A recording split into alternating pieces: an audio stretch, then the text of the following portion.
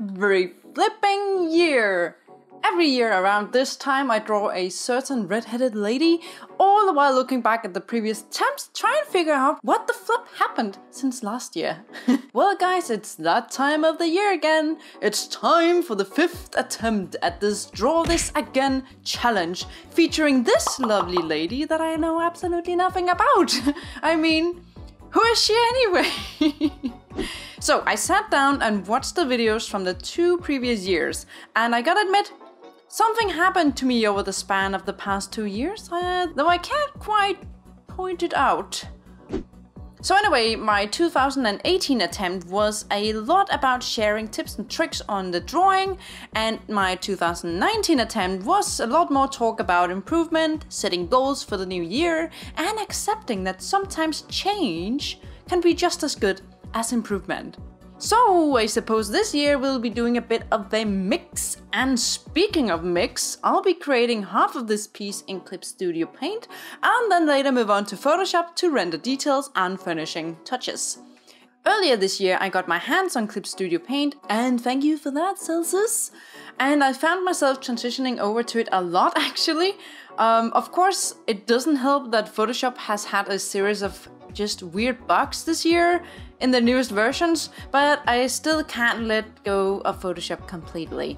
It's like Clip Studio Paint is the new and exciting adventure just waiting to be explored, and Photoshop is, well, Photoshop is my home, and it's the place I can always retreat to and feel comfortable in. So yeah, lately a lot of my art has been made using either or both of these softwares. And now that we are at the subject of Clip Studio Paint, let me show you a neat little trick you can do in this program that will help you with your coloring.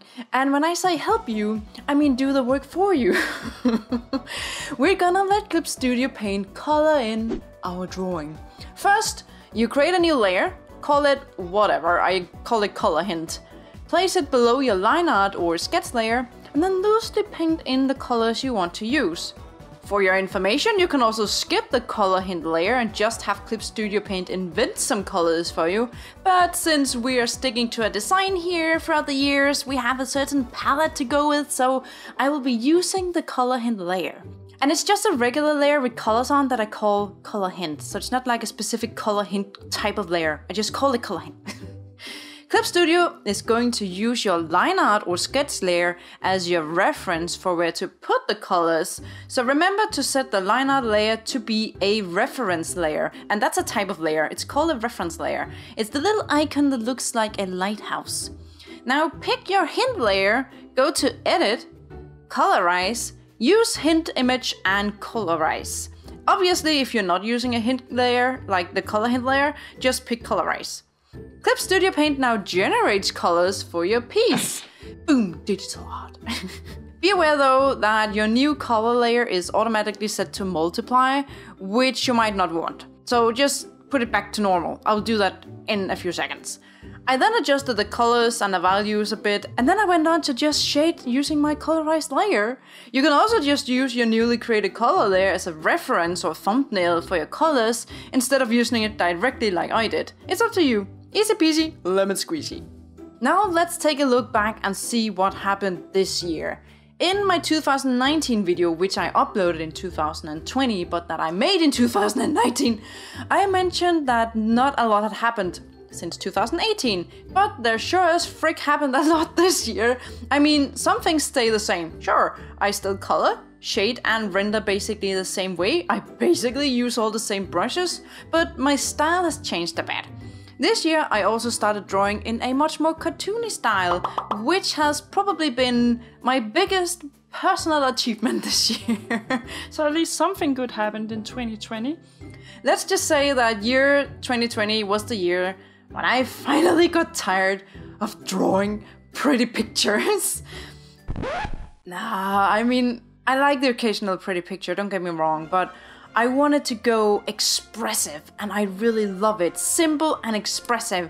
And what you see in this drawing I'm making right here is basically a fusion between my old style and my new cartoony style. It's really nice to just have something else you can go to when you don't want to do the cartoony stuff, but you also have the cartoony stuff to go to when I don't want to do pretty stuff. This year I even started the animated short comic with Damon and Maka, and I'm having so much fun doing those rather than just drawing rando girls from Pinterest. So my style became more cartoony, more focused, expressive, and I'd say that I'm quite happy with the direction that I'm headed at the moment. I'm sorry, I think I've had too much coffee this morning. And as usual, if you want to see the full sped down version of this piece, it's like a 2-hour uncut version. It will be available on my Patreon if you sign up to at least the hero tier before December 1st.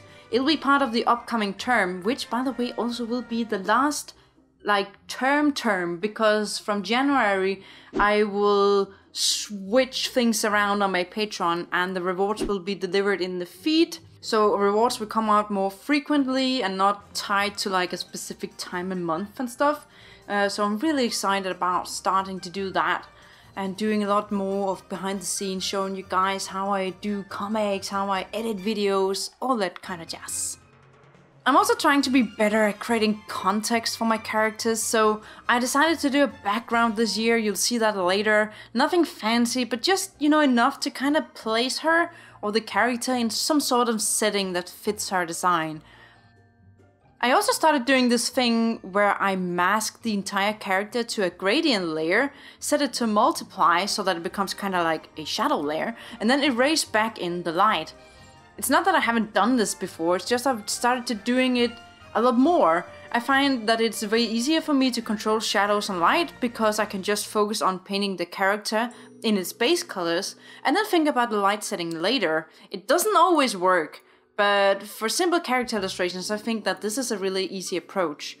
It's definitely becoming more and more part of my natural process, so to speak. And for the background, I'm drawing some elements really loosely and then I use some Gaussian blur to blur them out. You almost can't see how low effort this background is. Oh man. And that kind of wraps up the 2020 and 5th attempt at drawing this character. I'm happy for the direction I'm headed. I like how expressive my style has gotten. But I also still see lots of room for improvement, especially in that specific little area called patience. So I actually spent those additional few hours, that sounds like a long time in my head, additional few hours to just rent out the details until I'm very happy. But it's kind of nice that there's always something to work on, I guess. So thank you guys so much for watching this year's attempt. I hope I will keep up this tradition and do it again next year. I'm really excited to see if my style just develops into stickman next year. So thank you so much guys. If you liked it or disliked it, please hit the like button. Regardless, subscribe for more of this in the future. And thanks for sticking around guys. I really appreciate it. I love ya. Mwah. Bye. Where's the stop button? The stop button is gone. How do I stop recording? The stop button is gone. Where is it? No! There it is. Thanks.